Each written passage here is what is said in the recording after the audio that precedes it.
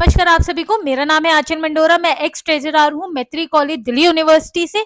आप सबको जैसे पता है मैं इंट्रोडक्शन ले रही हूँ और मैं सबके इंटरव्यूज ले रही हूँ दिल्ली धोबी सभा के इलेक्शंस के। सो आज हमारे बीच में आए जनरल सेक्रेटरी।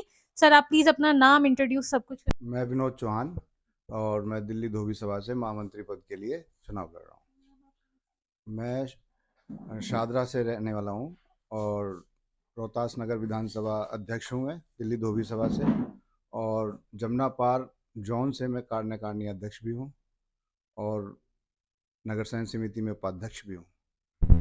सर मेरा सबसे पहला क्वेश्चन आपसे ये है, अगर आप जनरल सेक्रेटरी बन जाते हैं तो आपका मेन गोल क्या रहेगा? तो हमारा समाज के हित में जो भी कार्य होगा वो हम सारे करेंगे।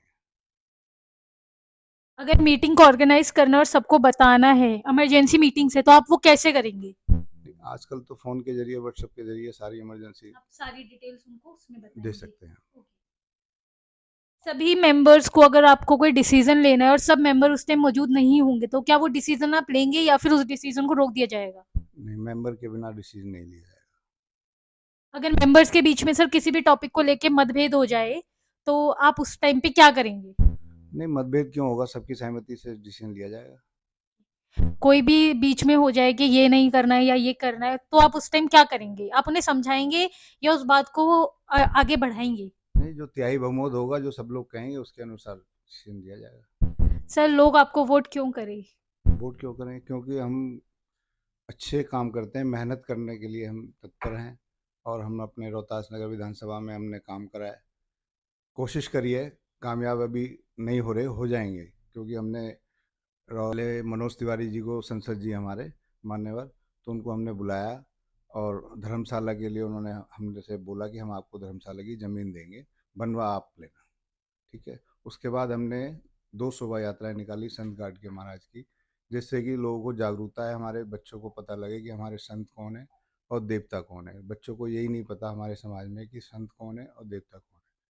तो इसके जागरूकता के लिए, संत के लिए, हमने संत गाडगे की दो दो हमने शोभा यात्राएं निकाली, जिससे कि पता लगे बच्चों को कि हमारे जो है संत हैं, संत गाडगे। और अंबेडकर जी के गुरु थे, डॉक्टर भीमराव अंबेडकर जी के गुरु थे। तो ये बच्चों को पता लगे, उनके नक्शे कदम पे हमारे समाज चले कि शिक्षा पे ध्यान देना बहुत ज़रूरी है। जैसा कि संत गाडगे महाराज जी ने कहा था कि बच्चों को शिक्षा ज़रूर देनी चाहिए, चाहे घर की चम्मच भी बिक जाए वो मंजूर है, लेकिन शिक्षा के अंदर कभी भी कम्प्रोमाइज़ नहीं करना चाहिए। उसी के उन्हीं के संत गाडगे जी के नक्शे कदम पे हम समाज को चलाना चाहते हैं। Okay sir. तो सर आपने बोला कि संतकाट जी की जैसे रैली निकली थी, तो आपने उसके अंदर क्या रोल किया था? रोल तो हमारा समाज को इकट्ठा करना, नवयुवक को जोड़ना, जिससे कि पता लगे कि हमारे समाज में संत गाड के महाराज जी हमारे गुरु थे। यही हमने लोगों को प्रचार करा कि हमारे संत के बारे में पता लगे। Thank you so much sir. आपसे इंटरव्यू लेके बहुत अच्छा लगा। आपके बारे में बहुत कुछ नया पता चला। एक सबसे लास्ट क्वेश्चन, क्या आप संत गार्ड के जो दिल्ली धोबी सभा है या फिर अपने इस समाज से कब से जुड़े हुए हैं? मैं 2023 में रोहतास नगर विधानसभा का अध्यक्ष बनाया गया। उसके बाद 24 में मेरे को जमुना पार कार्यकारिणी अध्यक्ष बनाया गया। फिर एवीडीएम में ईस्ट दिल्ली का अध्यक्ष बनाया गया, और अखिल भारतीय धोबी महासभा में मुझे राष्ट्रीय कार्यकारिणी सदस्य बनाया गया। उसके बाद फिर मेरे को नगर संघ समिति में उपाध्यक्ष बनाया गया, और आज जो है हम 3 साल के अंदर दिल्ली प्रदेश के लिए महामंत्री के लिए लड़ रहे हैं। और मैं आपका, मीडिया का बहुत बहुत धन्यवाद चाहूँगा कि आप हमें प्रचार कर रहे हैं हमारा, और हमारी जो इलेक्शन चुनाव समिति है उसका भी बहुत बहुत धन्यवाद करते हैं। बहुत लगन और मेहनत से काम कर रही हैं, और उसमें मंडोरा साहब जी हैं, और राम अवतार जी हैं, मुरारी जी हैं, बहुत सारी टीम है। तो जो मैं शायद नाम कम जानता हूँ, तो हमारी जो चुनाव समिति है बहुत ज़्यादा मेहनत से और एक नंबर का चुनाव करके दिखाएगी, और इतिहास रचा जाएगा।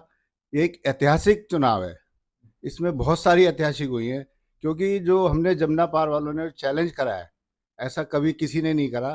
कि भाई पहले क्या होता था, एक बॉडी खड़ी होती थी और एक ही बॉडी उसको मान लिया जाता था, लेकिन इस बार जमुना पार से हमने कमल जी को प्रधान के लिए खड़ा करा और हमने महामंत्री के लिए हमने चैलेंज करा कि वोट होगा, चुनाव होगा और बैलेट पेपर पे होगा।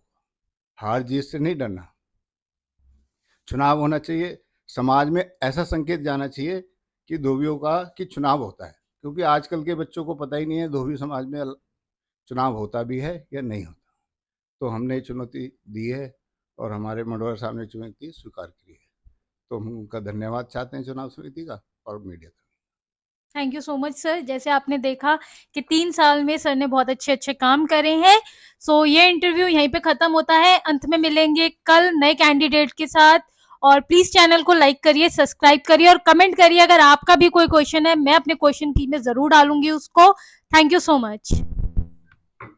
सर मेरा एक पिछले वीडियो पे क्वेश्चन आया था जब मैंने चीफ इलेक्शन ऑफिसर की ली थी कि वोट कर कौन सकता है, तो आप बताएंगे वोट प्लीज। 18 साल से ऊपर कोई भी हो, लेडीज हो, जेंट्स हो, बेटा हो, बेटी हो, 18 साल से ऊपर हर व्यक्ति वोट कर सकता है। ये और धोबी समाज का कर सकता है। धोबी समाज के लिए एक जाति प्रमाण पत्र घोषित किया गया है जो पूरे ऑल इंडिया का किसी भी जाति प्रमाण पत्र, धोबी जाति का प्रमाण पत्र हो ऑल इंडिया का किसी भी स्टेट का, और आधार कार्ड दिल्ली का होना चाहिए।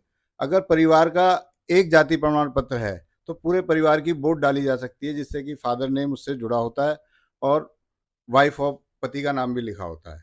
तो ये बहुत बड़ा अच्छा तरीका निकाला है हमने ज़्यादा से ज़्यादा वोट पड़ने के लिए, जिससे कि हमारी संख्या बढ़े और हर महिला को, हर बच्चे को पता लगेगा कि हाँ हमारी वोट पड़ती है। तो हम आपका मीडिया कर्मी का भी बहुत बहुत धन्यवाद देते हैं, और जो हम लोगों को आप लोग दिखा रहे हो पूरे देश में हमें फैलाओगे और हमें पूरे देश को दिखाओगे, तो हम इसके लिए बहुत बहुत आपका हाथ जोड़ के धन्यवाद करते हैं और चुनाव समिति का धन्यवाद करते हैं, और हमारे वोट को, हमारे जो चुनाव चिन्ह प्रेस को वोट देके सफल बनाएं। Vote for press, vote for press, vote for press. Thank you.